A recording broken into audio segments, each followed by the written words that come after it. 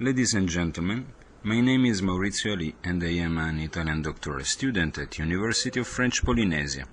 I am glad to be part of INTE 2013 and to be given the opportunity to present this lecture, co-authored with Ms. Rodica Ailincai, focused on the education system of an indigenous community in the Amazon side of French Guiana. At the present time, French Guiana hosts a growing Wayana-Apalaï indigenous community. Their nomads ancestors were known as Rukuyen and Opolui, as described by the paradigmatic works of French geographer Jean-Marcel Houreau. Nowadays, the Wayana and Apalaï of French Guiana have abandoned the nomad lifestyle and established their homes in the indigenous village of the High Maroni region, the southern sector of the Maroni River, Elae, Cayode, Tuenque, Talouen, Antekumpata, and Pidima on the French side, and Anapaike, Alawa, and Kumakapan on the Surinamese side. A new sedentary lifestyle for the indigenous communities of Guyana has been facilitating interactions between traditional and modern ways of life, with the school playing the role of main vector. In the last decades, some transformation has been put into operation to develop pedagogical tools and practices to improve quality and to make the organization of primary education easier in this department region of France. Nevertheless, some scholars complain about the need to increase awareness between French elementary teachers working with indigenous children in a remote duty station with no anthropological or linguistic training. If the linguistic field has been catching the attention of a greater part of scholars working in this field, studies on family education practices of minority groups are limited and insufficient. This is the reason why we here try to focus on it and why we hope our work could be a contribution to this domain. Our work is based both on an interactionist symbolic approach and on an ecological approach. The first one is focused on giving a sense to interpersonal performances. Interpretation will take into consideration the interactive situation, and the sense will be attributed to gestural and language symbols shared by a community. Following this option, we considered presenting the results of our observation, underlining the role played by family, as well as meanings and values attributed to parents' behavior.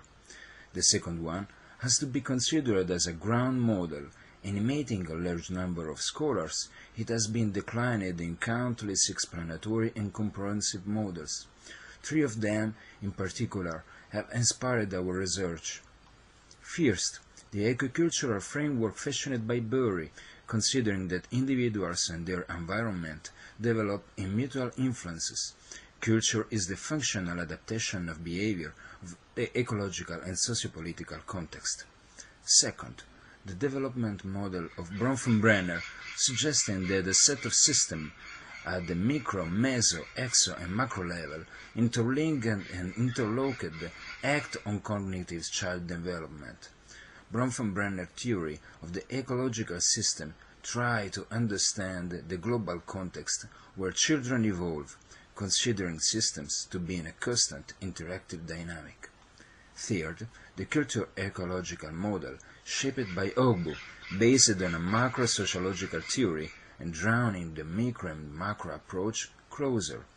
His model is more holistic, integrating economical, political, cognitive and behavioral structures.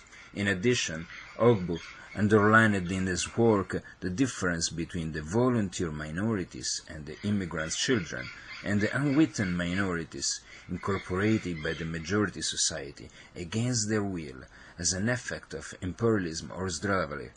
This conceptualization of the unwitting minorities notion is very useful for understanding the present condition of the Wayana-Apalaï people. The communities where we work at host Wayana and Apalaï families with some Tirio and Wayampi individuals. The first school in this sector of the French Amazon was established at Antekumpata in a peculiar way. This little indigenous village was founded in 1965 by André Cognac, a former French worker who had left his Western life to live in the Amazon. he became part of the Wayana community in 1961 and was renamed as Antecum, observing the top-down, still colonial, relationships between the indigenous community and the local administration. Antecum decided to give the villagers of all ages a basic scholar training. It was, in fact, the first school experience of the indigenous people of the High Maroni region.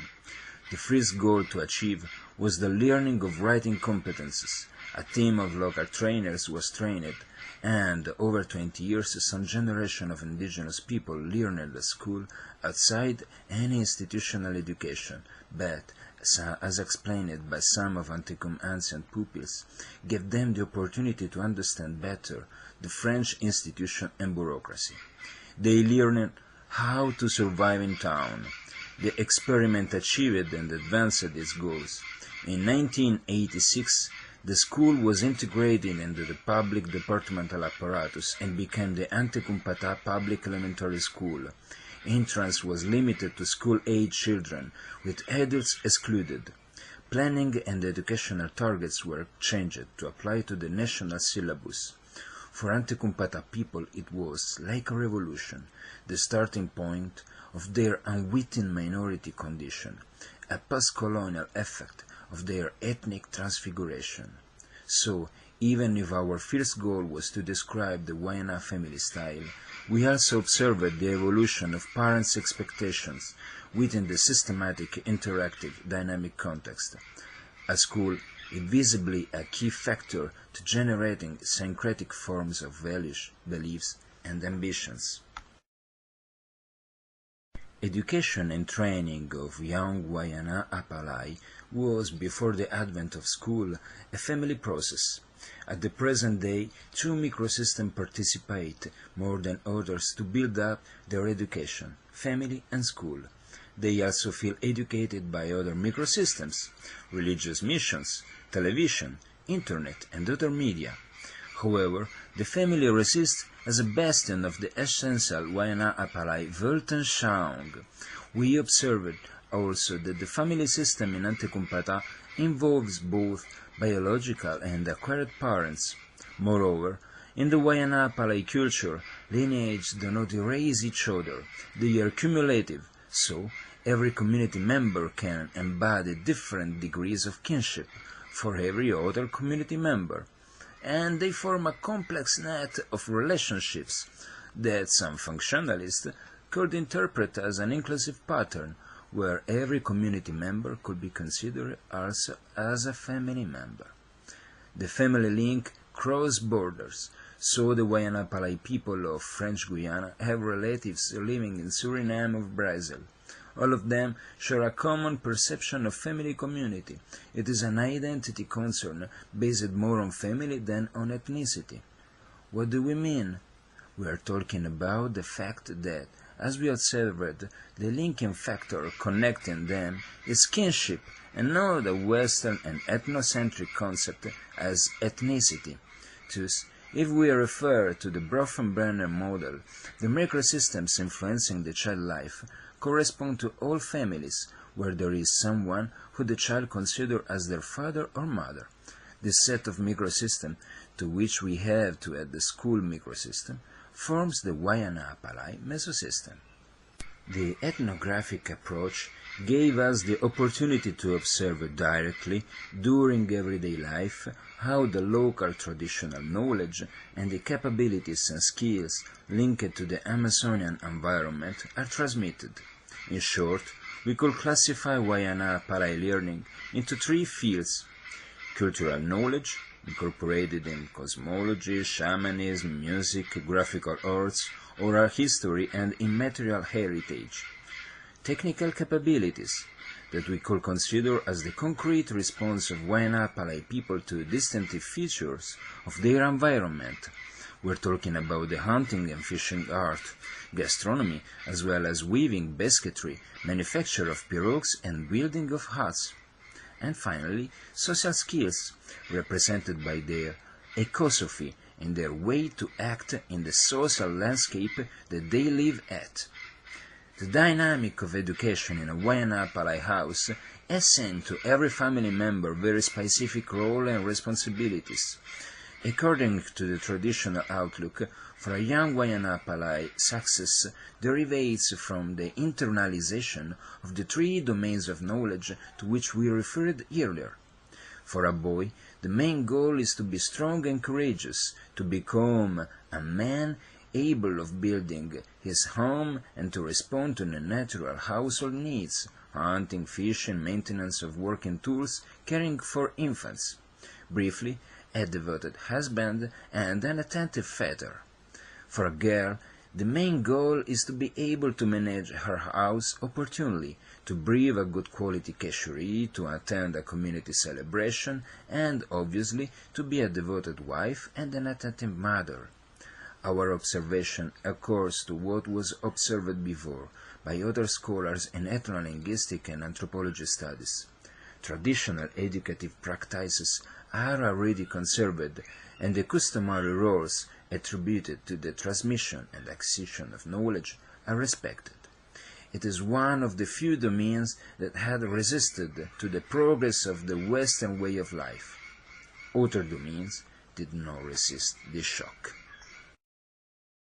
Even if the educative model that we presented seemed to remain constant and loyal to the Wayana culture and heritage, parents' declarations during the interview highlight a progressive dynamic related to their expectations focused on the children's success. We especially investigated parental representations during a series of interviews performed in INTE. The data analysis showed how people are significantly still in agreement with traditional Wayana-Apalaï learning, but also how they give the same or sometimes a bigger significance to the school, even if the evoked reasons are substantially different. All parents underlined the importance of school, but only a minority agreed with the idea that their children had to go away to attend school. The majority preferred their children to grow up and live their life in the village.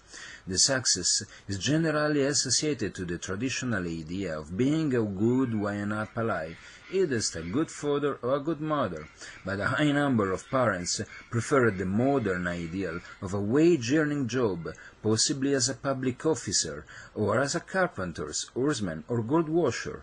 We interpret those newborn expectations as the umpteenth effect of an ethnic transfiguration transforming not only behaviors and practices, but also our concern to describe and understand the educative dynamic of the typical Wayana-Apalaï family is limited in this lecture to the presentation of the social organization of the community and to the description of the educational facts and occurrences observed during fieldwork. The results of our observation present an educative system based on non-coercive performance and on imitative learning. It is an education without competition or discredit, a training aimed at empowering children and giving them an extremely precocious maturity. Not so long ago, success for younger Wayana-Apalaï people had more to do with the management of local knowledge related to the habitat. Our research has, however, highlighted the emergence of new parental expectations linked to schooling and the labor market.